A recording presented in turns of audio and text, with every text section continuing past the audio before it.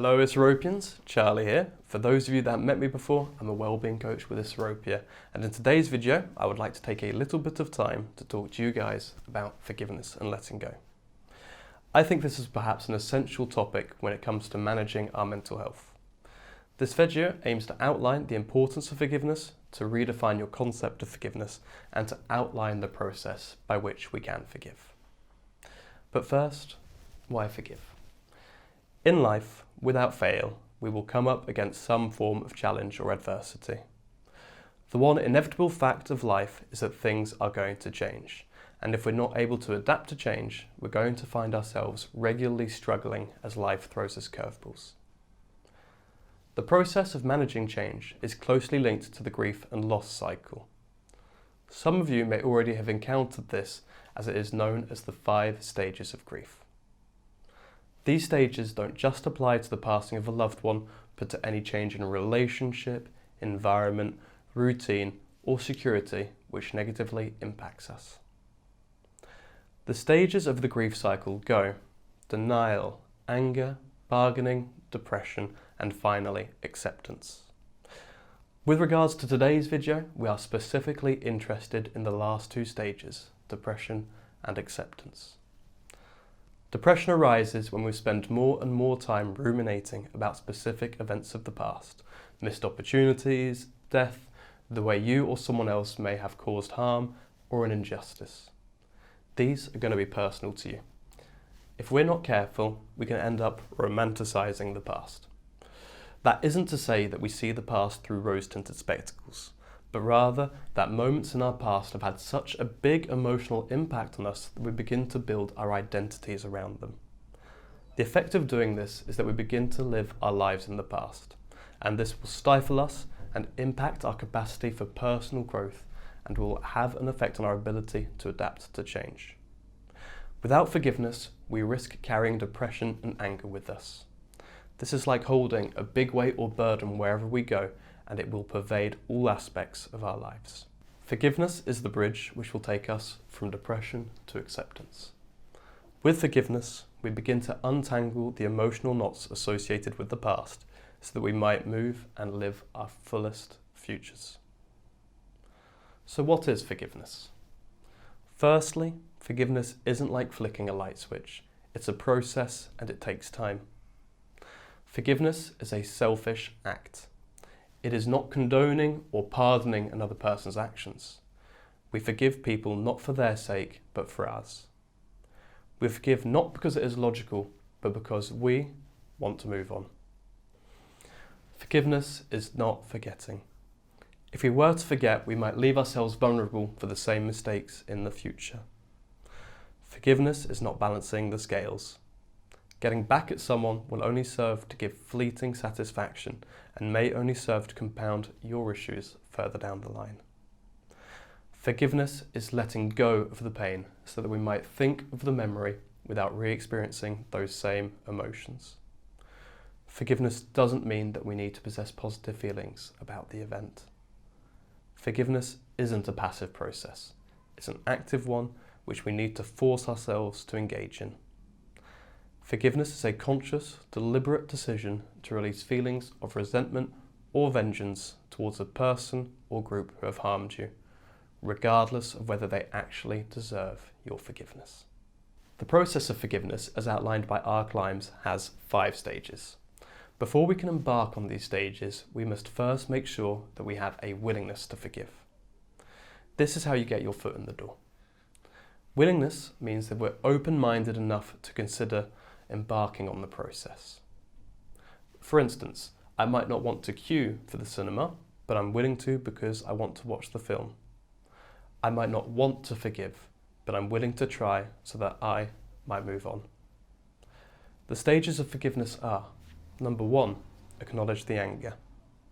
Remember, anger is the second stage in the 5 stages of grief. Anger tends to act as a mask for many other emotions, and it's important that we recognise these. Beneath our anger might lie hurt, disappointment, jealousy, sadness, the list goes on. When we look at our emotional wounds with curiosity, we will start to uncover the reasons for the hurt and begin the process of coming to terms with it. 2. bar revenge. We must bar revenge, otherwise we'll just be prolonging the pain. Revenge will only serve to extend and magnify the problem, so we must avoid this at all costs. 3. Consider the offender's perspective. Again, this isn't condoning or justifying their actions. If we can set aside a judgment and look at the other person in the spirit of understanding, we start to see things that hadn't been visible before. We must reflect on whether the act was due to malicious intent or due to challenging circumstances in the offender's life. It is well documented that people rarely act in ways which deliberately hurt someone else if they themselves are happy. By trying to consider the other person's perspective, we can often see that they themselves aren't happy and that behind their actions was a wealth of sadness and unhappiness, perhaps not too dissimilar to our own. Perhaps they themselves have been neglected or ridiculed, and maybe their actions are a product of their own loneliness and insecurities. 4. Decide to accept the hurt. It's in the escaping and avoiding of hurt that we often cause more problems and compound our own issues. By trying to avoid or suppress the hurt, we can turn to unhelpful emotional control strategies, such as drink, drugs, self-harm, bullying. These will only exacerbate the first issue and generate more problems for ourselves.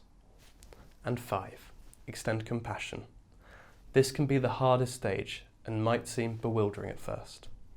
The reason that we extend compassion isn't to excuse their wrongs, but to untie the knots of our own emotions surrounding that person. When we recognise that they are human too, they are vulnerable to the same type of suffering as our own, then our sorrow can start to transform into compassion. By wishing the wrongdoer well, we are hoping that they themselves will acknowledge their own shortcomings and in turn become a better person. When it comes to forgiving ourselves, the same process as before applies. First, we must acknowledge our emotions, stop punishing ourselves for mistakes of the past, understand why we acted the way that we did, and accept the hurt, and finally, being compassionate towards ourselves.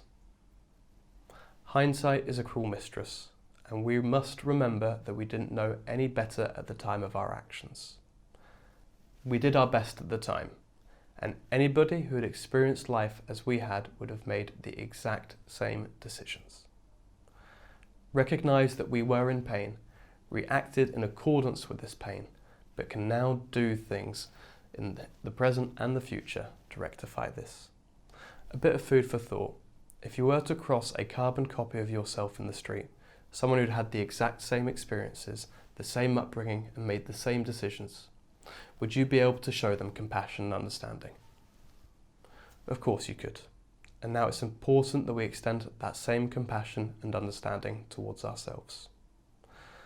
Take time to reflect on what we've covered today. The process of forgiveness takes time, and the more that you revisit this video and our workshop or the topic video, you'll find you'll get more benefits and ultimately find yourself moving further along the process of forgiveness. I'm going to leave it there for now though, and as always, a few questions for you. Number 1, what did you think of this video? Secondly, what have you needed to forgive? Have you forgiven in the past? How might you start to take steps towards forgiveness? If you want to put your answers in the comment section below, I will do my very best to get back to you. As always, if you need anything, don't hesitate to call us, and otherwise, hopefully I'll see you before too long. Take care.